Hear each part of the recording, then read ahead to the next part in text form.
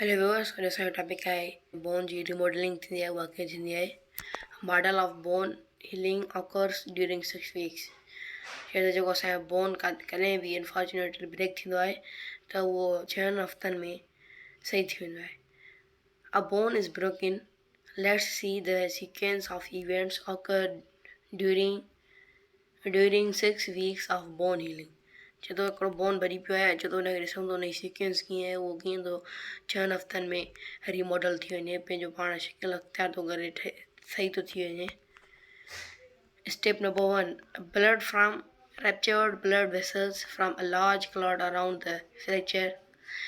Phagocyte cells and osteoclast and blood dye ingest dissolved the cellular debris and bone fragment. ॾिसो हिन में sale कुझु लॻल आहिनि जीअं ओस्टियोक्लास्ट ऐं पेगोसाइटिक हीअ जेका असांजा जेका ब्लड जो क्लोट थी वियो आहे हुनखे भंडरा में लॻा पिया आहिनि ऐं असांजो जेको आहे हे चौधारी तव्हांखे नज़र ईंदो ॻाढ़ो ॻाढ़ो इहो छा आहे असांजे ब्लड क्लॉट थी वियो आहे ऐं उहो असांजो जेको जाथो इंजरी मथो त वरी ॻाढ़ो तव्हांखे नज़र ईंदो.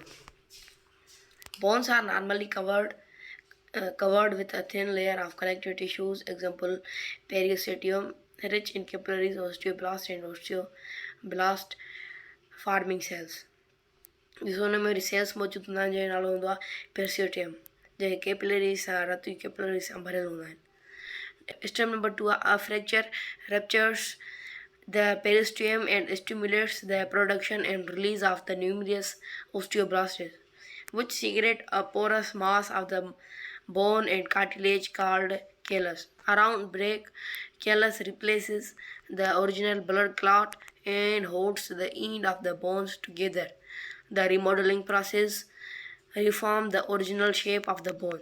ॾिसो हिन में जेका असांजे जेका ब्लड जी क्लॉट आहे उहा असांजी जेका ख़तमु थी थींदी वञे ऐं जेका असांजा नयूं जेके ब्लड वेसल्स आहिनि उहे नयूं ठहनि थियूं ऐं जेके ओस्टियोब्लास्ट ऐं जेके ओस्टियोक्लास्ट आहिनि उहे न्यूमरी माना अनकाउंटेबल असांजे हिते मौजूदु आहिनि उन में कंटिन्यू पंहिंजो कमु कनि था.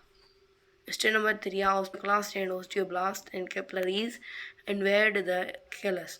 Blood nourishes the cells. Osteoclast break down the cartilage while osteoblasts replace it with bone. ॾिसो हिते जेको ओस्टियोक्लास्ट जो कमु हूंदो आहे उहो असांजो जेको कार्टिलेज जेके उनखे ब्रेक डाउन कराईंदो आहे ऐं जेको ओस्टियोब्लास्ट हूंदो आहे हुनजो कमु हूंदो आहे त असांजे बोन खे ॿीहर शेप ॾियाराइणु. हिते हिन स्टेप नंबर 3 में सिर्फ़ु ओस्टियोक्लास्ट ऐं ओस्टियोब्लास्ट जो फंक्शन आहे. Step number 4. The healing of bone completed. ॾिसो हिते असांजा बोन हिते ॾिसो थोरो ब्रेक तव्हांखे नज़र ईंदो त हिते नयूं वेसल्स नयूं स्टार्ट थियनि थियूं ऐं जेका असांजो जेको बोन जो खेलस आहे उहो बि ख़तमु थींदो वञे थो. ॾिसो हिते सफ़ा ख़तमु थी वियो आहे असांजो जेको बोन आहे थोरा स्क्रेच आहिनि इहे बि हली करे इहे बि ख़तमु थी वेंदा आहिनि. मां उमेदु कयां थो तव्हां कुझु सिखियो हूंदो. Okay, good by.